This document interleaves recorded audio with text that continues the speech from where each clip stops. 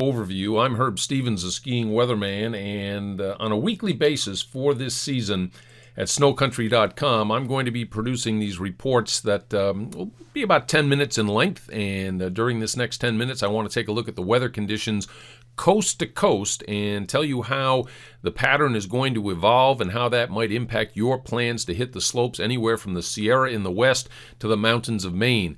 And this is a very important time of year, as we all know, as we head toward the holidays. A lot of you do have plans to do some skiing and riding, and maybe I can give you a little tidbit here or there in this discussion that might help you map things out in your plans for the next 2 to 3 weeks. The first thing I want to do is take a look at the Jetstream map after I tell you that the fine folks at UVEX Sports are sponsoring this piece. And I've been associated with UVEX for a long time. I have loved their products, both the goggles and the helmets. They've kept me nice and safe, warm, and with good vision. And I suggest you take a look at uvexsports.com to check out the array of offerings they have for skiers and riders. The Jetstream map is the most important map to me in terms of plotting out a weather forecast, because the Jetstream acts like the hand that moves the pieces around on a chessboard. We have two distinct features on the Jetstream map today. This is the 10th of December, Wednesday afternoon. One is an upper-level trough that is sprawled across the northeastern United States, and it's produced some good amounts of snow from the mountains of Maine across northern New Hampshire, northern Vermont, down through the Adirondacks, into the Catskills. Now there's snow falling in the Berkshires as well. Initially, this storm did not have a cold air to give everyone snow. There was some mixed precipitation as well. It was largely driven by elevation, but now the system is gradually turning colder.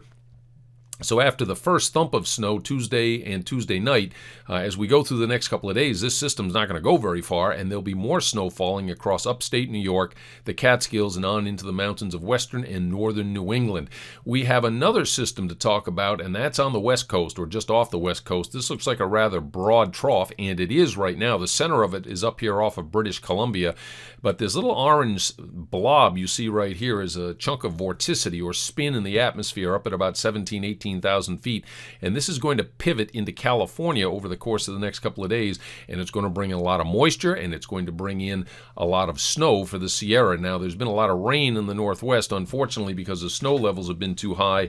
Right now in Washington State, the snow levels are about 7,000 feet. They're about 8,000 feet in Oregon, but they will be coming down because there is cold air coming with this system, which I will show you in just a moment. This is a picture of the infrared spectrum of the cloudiness and the moisture associated with the storm. Again, the center of the storm is up here to the west of British Columbia, but its circulation extends well to the south, and it's going to bring that energy package that I mentioned into the Sierra over the course of the next couple of days. Now, this orange stuff gets your attention, obviously. There's a lot of moisture at the high levels showing up on the infrared wavelength. But what gets my attention is this mottled look back here well to the west, because if we take a look at the visible satellite picture, again, you can see copious amounts of moisture there coming on shore, but it's this, what is known as open cell cumulus clouds, these splotchy clouds out over the water. This is where the cold air is, and this cold air is going to come in as well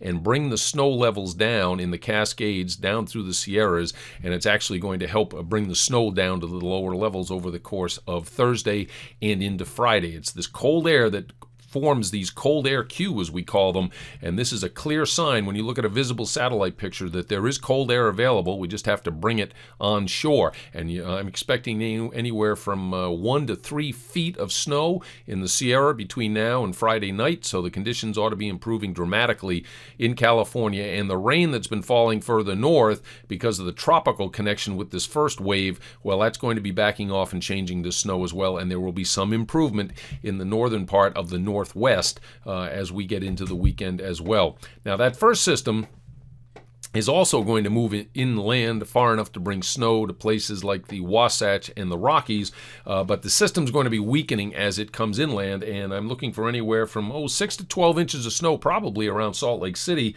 on Saturday, and probably 3 to 6 across the Colorado Rockies during the day on Sunday. Too bad Peyton Manning wasn't playing in Denver on Sunday. I don't think he'd like that very much. And as a New England Patriot fan, I have to say I like seeing Peyton having to play in snow. He'll be down here in Southern California playing in San Diego on Sunday. But the system's going to weaken as it comes on shore. As I said, this is the jet stream map the way it looks right now. Here comes the West Coast system.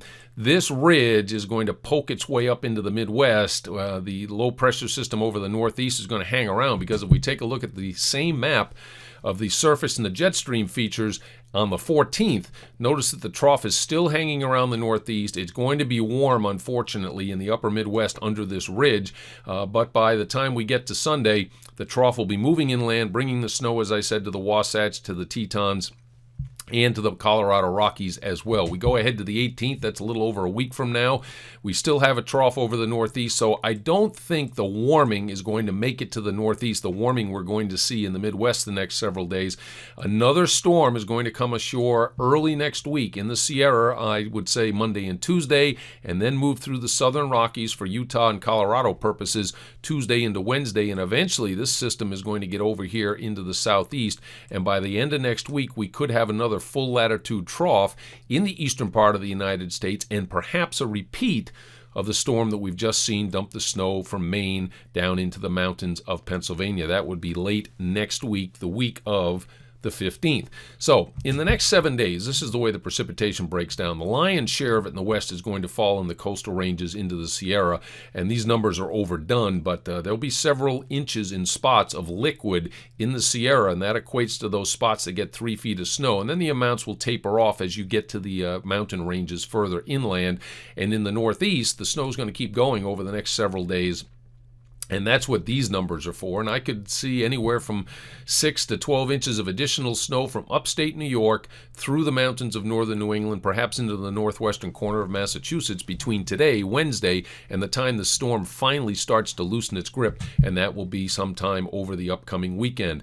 And we go ahead to the 20th. This is 10 days from now. Notice the trough is starting to take shape in the middle of the country. And there's a suggestion there might be low pressure down here. So by the end of next week, we could have something running the coast and bringing not only the threat of snow to the central Appalachians and the Northeast, but once that storm gets further north, I think we're going to start to see some changes in the jet stream pattern that might bring some cold air into the southeast. I don't want to forget the folks down there.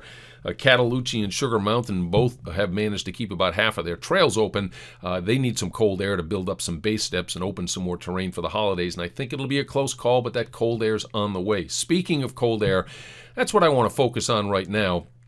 Although before I move on, notice this low-pressure system here approaching the coast of Washington. The Cascades of Washington and Oregon should get some natural snow later next week. And after the drenching they've taken the last couple of days, they need that snow. And I think it's coming, as overall from coast to coast over the next 10 days, we're going to see the pattern gradually shift to one that is colder than it is right now. Because right now there's not a lot of cold air per se anywhere in the country. We've had snow in the Northeast with temperatures right around freezing the last couple of days, and the water content of the snow's been high. That's not bad for base building, but as you get toward the holidays, you want something a little softer and drier. 10 days from now, the Canadian ensembles are showing a trough here in the middle of the country that would potentially support a storm that could run up the coast if this trough were to deepen a little bit as it gets into the east. That's on the map right now. Here's another trough 10 days from now moving into the inland ranges, and the snow that we see later next week in the northwest I think will spread into the northern and central Rockies as well. Notice though that there's no real connection to Arctic air for the folks anywhere east of the Rockies. The jet stream pattern's just not set up for that. And if you look at the 10-day standard deviations of temperatures, these are not temperatures, but these are standard deviations, but they do give us a good idea of whether it's warmer or colder than normal in the main source region for cold air for the United States.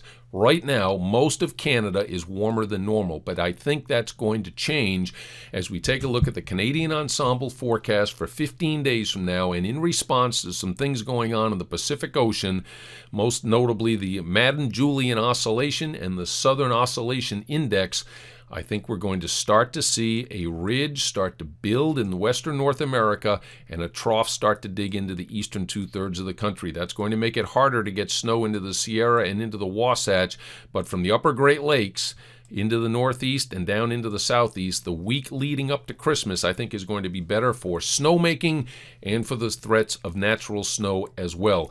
Those are changes I'll address in my next update next week. For the time being, we've got to make do with the cold air that we have. Snowmaking is not going to be amazingly productive at any location in the United States over the next 10 weeks, but there'll be hunt and peck snowmaking going on in the east, and to a greater extent, the higher elevations out here in the west should be able to crank out some pretty good snow over the course of the next week. But here, where there's so much terrain that is steep and rocky underneath, they need a couple of big dumps, and that's what we're looking for right now. The snow that's coming through in the next week or so away from the Sierra inland will be more modest in nature. So in summary, coast to coast, the Sierra is going to get nailed again the next 2 days. That storm's going to weaken somewhat as it moves inland, but there'll still be productive snow in the Wasatch, Tetons, and Colorado Rockies this weekend. Another West Coast event is coming up early next week. The snows that have happened the last day or so in the Northeast are going to linger right into this weekend, and there will be additional accumulations from the Poconos all the way up to the mountains of Maine. The upper Midwest, things are kind of quiet right now because the jet stream, the northern branch, is staying to your north. That will change a week to 10 days from now. Spotty snowmaking is the best we can do in the southeast for that same week to 10 days, but then things are going to get better in the eastern half of the country as a colder pattern will start to set up as we move toward Christmas Day and the holiday period. That's it for now. One last reminder that this report has been brought to you by the folks at UVEX Sports. Enjoy your sliding and look for my next report in about a week. Take care.